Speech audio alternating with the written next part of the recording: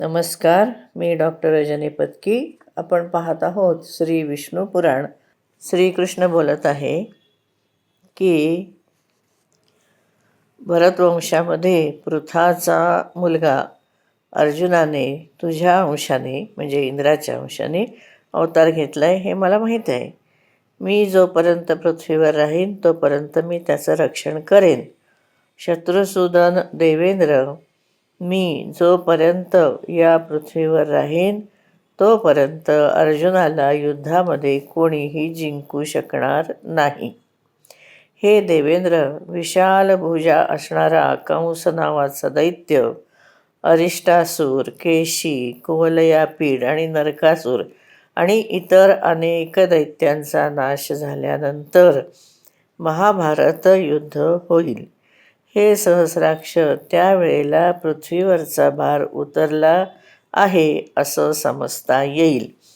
आता तुम्ही प्रसन्नतापूर्वक आपल्या आपल्या स्वर्गाच्या ठिकाणी जा. आपला पुत्र अर्जुनाच्यासाठी तुम्ही कोणत्याही प्रकारची चिंता करू नये. मी असेपर्यंत अर्जुनाचा कोणताही शत्रू सफल होऊ शकणार नाही. अर्जुनाच्यासाठीच मी महाभारताच्या अंतिम अशा युद्धामध्ये त्या युद्धाच्या शेवटी युधिष्ठिर वगैरे समस्त पांडवांना अक्षत शरीराने म्हणजे त्यांना कसल्याही प्रकारची जखमसुद्धा न होता मी कुंतीला देईन. म्हणजे मी त्या 5 पांडवांना पूर्णत अगदी सुरक्षित ठेवेन असं श्रीकृष्ण इंद्राला सांगत आहेत. श्री पराशर ऋषी म्हणाले, श्रीकृष्णाने असं म्हटल्यानंतर देवराज इंद्राने त्याला आलिंगन दिलं आणि ऐरावतावरती आरूढ होऊन तो स्वर्गाला निघून गेला. त्यानंतर कृष्णसुद्धा गोपी त्यांच्याकडे पाहत असतानासुद्धा आणि पवित्र झालेल्या मार्गाने गोपकुमार आणि गायी यांच्याबरोबर आणि गोपींच्याबरोबर तो व्रजाला परत आला. इथं हा 12वा अध्याय संपतो. यामध्ये 26 श्लोक आहेत. आता आपण 13वा अध्याय बघूया. या अध्यायामध्ये गोप भगवंताच्या प्रभावाचं जे वर्णन करतात ते आहेत आणि गोपींच्या बरोबर भगवंताने जी रासक्रीडा केली त्याची माहिती आहे. श्री पराशर ऋषी म्हणाले, इंद्र गेल्यानंतर लीलाविहारी श्रीकृष्णाने प्रयास म्हणजे काही त्रास न होता गोवर्धन पर्वताला धारण केलेलं पाहिलं होतं. गोपांनी ते प्रीतिपूर्वक त्याची स्तुती करायला लागले. ते म्हणाले, हे भगवान, हे महाभाग, आपण गिरिराज गोवर्धनाला धारण करून आमचे आणि ह्या सगळ्या गायींची वगैरे मोठ्या भयापासून सुटका केलीत, आमचं रक्षण केलं. हे तात, आपली ही अनुपम बाललीला कुठं म्हणजे कशी आम्ही वर्णन करायची. आणि ही जी गोपजाती आहे ती तशी निंदित आहे. म्हणजे तिला एवढं काही मान नसतो समाजामध्ये. असं असलं तरी हे दिव्य कर्म तुम्ही कसं काय केलं, हे सगळं काय आहे हे तुम्ही आम्हाला कृपा करून सांगा. म्हणजे त्यावेळेच्या परिस्थिती ते सांगत आहेत त्याला. आपण यमुना जलामध्ये कालिया नागाचं दमन केलं, धेनुकासुराला मारलं, पुन्हा हा गोवर्धन पर्वत धारण केला. तेव्हा आपल्या या अद्भुत अशा कर्माने आमच्या चित्तामध्ये मोठी शंका निर्माण झालेली आहे. हे अमित विक्रम, आम्ही भगवान हरीच्या चरणांची शपथ करून म्हणजे आपल्याला शपथ देतो श्री विष्णूची की आपण आपलं खरं काय रूप आहे ते सांगा. बल आणि वीर्य हे तुमचं सगळं पाहून आम्ही आपल्याला मनुष्य मानू शकत नाही. हे केशव, स्त्री आणि बालकांच्या सहित आम्ही जे व्रजवासी आहोत त्या सर्वांचं आपल्यावर अत्यंत प्रेम आहे. आपलं हे जे कर्म आहे ते देवतांच्यासाठी सुद्धा दुष्कर आहे. हे कृष्ण, आपली बाल्यावस्था असली तरी विचित्र बलवीर्य आणि आमच्यासारख्या साध्या भोळ्या पुरुषांच्यामध्ये जन्म घेणं म्हणजे आमच्यासारख्या आणि हे आम्ही आत्मन हे सगळं जर विचार केला तर आम्हाला शंका येते की आपण कोण आहात खरे. तेव्हा देवता आहात का दानव आहात का यक्ष आहात का गंधर्व आहात. तेव्हा आम्हाला हे काही समजत नाही आहे की आम्ही काय समजावं आपल्याला.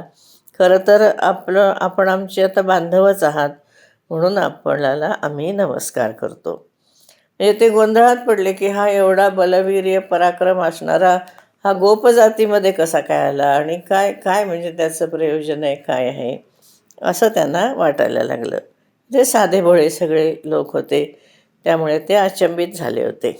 श्री पराशर ऋषी म्हणाले, गोपगणांनी असं म्हटल्यानंतर महामती कृष्ण थोडा वेळ गप्पच बसला आणि मग प्रणयजन्य कोप म्हणजे असा कृतक कोपाने तो म्हणाला की हे गोपगण, आपल्या सर्वांना माझ्या संबंधाने अशा प्रकारची कशी काय शंका येते. आपण लज्जित होऊ नये. इतकी माझी प्रशंसा करताय, एवढी काही आवश्यकता आहे का. आणि काय एवढा त्याचा विचार करायचा आहे की मी काय केलं आणि काय नाही. झालं असेल काय एवढं काय त्याच्यात.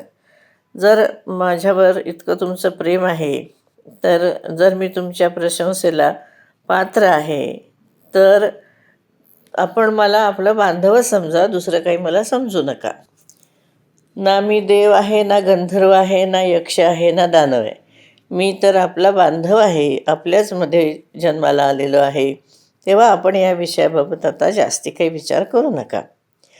तेव्हा पराशर ऋषी सांगतात पुढे, हे महाभाग मैत्रेया, श्रीहरीने असा थोडं प्रेमानेच त्यांना रागवला आणि मग सगळे गोपगण गुपचूप झाले आणि काही पुढे बोलले नाहीत ते, आणि ते वनाला निघून गेले.